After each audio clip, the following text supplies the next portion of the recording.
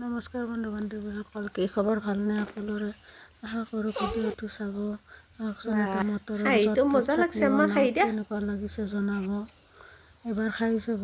ইয়াত মটৰ দিছোঁ, বিলাহী দিছোঁ, জলকীয়া দিছোঁ, আদা, নহৰু, পিঁয়াজ, ধনিয়াৰ পাত এইবিলাক চব একেলগে মিক্স কৰি ধুনীয়াকৈ ভাজি অলপমান ৰঙচুৱা কৰি ল'ম।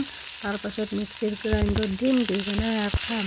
আপোনালোকে একবাৰ খাই চাব, কেনে লাগে জনাব। কি কৰিম আৰু আমি গাঁৱৰ মানুহ এনেকৈ যি পায় তাকে খাই থাকোঁ আৰু মাজে মাজে ভাল লাগে এনেকৈ খাই বতৰত, হয়নে নহয় জনাবচোন। ক'লে মোৰ অকণমান ইজনে মাজে মাজে ধেমালি কৰে মোৰ লগত, কি কৰিম আৰু এনেকৈ থাকোঁ। বেছি জানা নাই, বিলাহী এনেকৈ চব লগ লাগি আৰু ভাজি আছোঁ ভাজি